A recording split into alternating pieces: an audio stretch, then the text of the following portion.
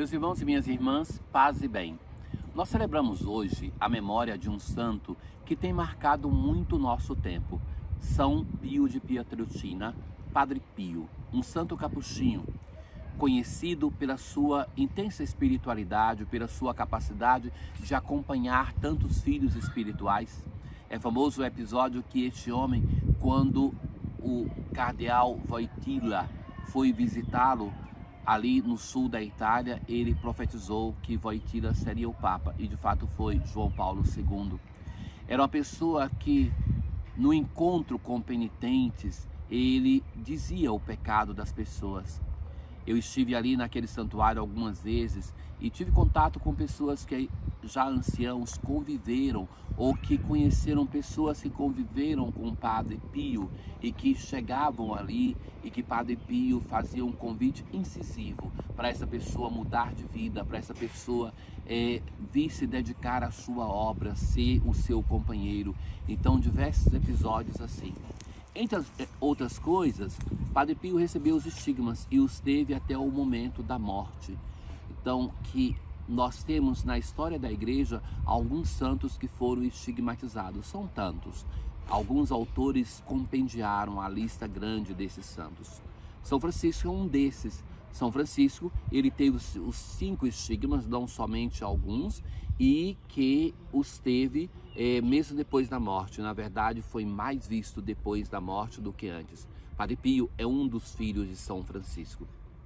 Ali no sul da Itália, ele tem um imponente templo dedicado a ele, porque são tantos os peregrinos que vão ali. Hoje do Eclesiastes nós temos um texto que é muito conhecido deste livro. Tudo tem seu tempo, há um momento oportuno para tudo. E ele vai elencar isso, que na verdade na vida humana nós vimos o suceder-se de fatos. Então ele vai dizer assim, um tempo para nascer, para morrer, para plantar, para colher, para matar, para salvar, para destruir, para construir, para chorar, para rir, para lamentar, para dançar, para tirar pedras, para amontoar, para abraçar, para separar, para buscar, para perder, para guardar, para esbanjar, para rasgar, para costurar, para calar, para falar, para amar, para odiar, para a guerra e para a paz. Então, ele não diz, por exemplo, que tem um tempo que nós devemos odiar, mas ele vai dizer assim que na vida nossa nós temos uma sucessão de coisas, como também na vida do mundo. E que essa sucessão de coisas que ele somente contempla de um modo fenomenológico, mas sem dar um sentido para elas. É somente uma lista de coisas. E que, no fundo, não encontra ainda uma resposta para dar um sentido a essas coisas. Ou seja, que a partir do Cristo nós buscamos dar um sentido para a nossa história. E que nos momentos de dores nós devemos colher qual é a espiritualidade a que somos chamados nessa situação concreta, como no momento de alegria. E que o apóstolo Paulo, na carta aos Efésios, ele vai falar que a plenitude de tudo se encontra no Cristo. Que todas as coisas encontram nele um momento de dor ou um momento de alegria, encontra no Cristo a sua plenitude. É o hino cristológico que nós já refletimos semanas anteriores, que se encontra na carta de São Paulo aos Efésios. O autor continua e vai dizer assim: que proveito tira o trabalhador de seu esforço? Volta de algum modo aquelas questões que nós já ouvimos no primeiro texto que estava presente na liturgia de ontem. Qual é o proveito da nossa fadiga? As coisas que ele fez são todas boas no tempo oportuno. Que no suceder-se dos fatos e das sensações da nossa vida, existe o tempo oportuno para cada coisa. O homem jamais chega a conhecer o princípio e o fim da ação que Deus realiza.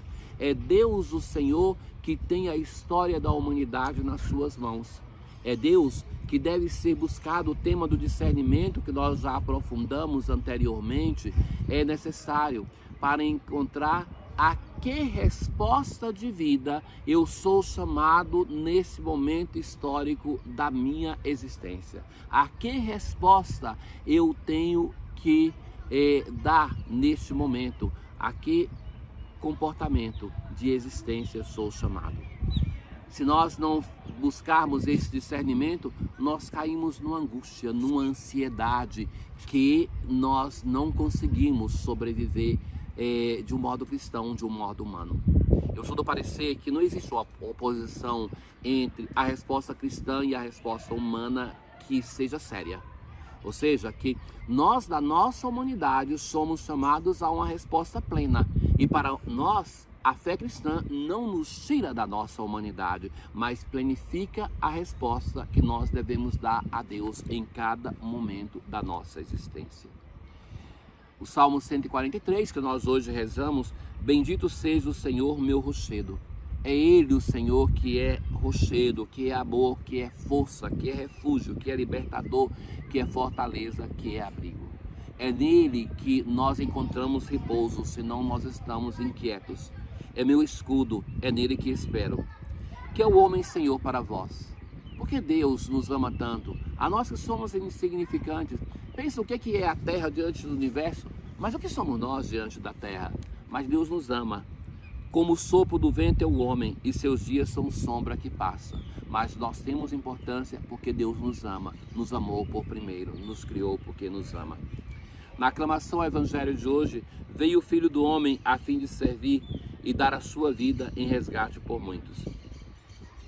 Aconteceu que Jesus estava rezando num lugar retirado e os apóstolos estavam com ele. Vejam que Lucas registra muitas vezes essa atitude de Jesus. Jesus que está rezando, mas aqui é a única vez que os apóstolos estão rezando com Jesus.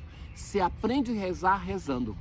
Quantas vezes as pessoas me procuraram buscando aprender a rezar, como que tendo um livro, um método que vai ensinar a rezar? Não, meus caros, se aprende a rezar rezando. E os apóstolos têm consciência disso. Não existe um outro modo para aprender a rezar. Nós não vamos resolver a nossa ânsia de oração através de um curso, através de um livro. Mas aprender, tudo isso pode ajudar, sim, mas aprendemos a rezar rezando.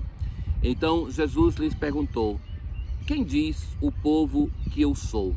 E vão dar aquelas respostas que Herodes já conhecia: João Batista, Elias ou algum dos antigos profetas. Não basta, e já explicamos o porquê dessa resposta. Mas não basta, sabe, falar de Jesus a partir daquilo que os outros estão dizendo. É preciso uma experiência pessoal. E Jesus então vai perguntar: e vós, quem dizeis que eu sou? Nesse momento os discípulos já ouviram Jesus falar tantas vezes, já viram milagres, Jesus já enfrentou o demônio, Jesus já fez milagres grandiosos, Jesus já fez o milagre do pão nesse momento, aquele que mais chama a atenção de tudo aquilo que Jesus já fez. E é Pedro que vai responder em nome dos apóstolos: o Cristo de Deus. Essa resposta de Pedro é exata, é teologicamente precisa. E Jesus então os proíbe severamente de dizer isso, porque somente se pode professar a fé em Jesus de verdade, se não é só teoria, depois do mistério da paixão, morte e ressurreição. Sem essa experiência, não existe uma verdadeira fé no Cristo. Ainda é cedo para os apóstolos crerem no ressuscitado.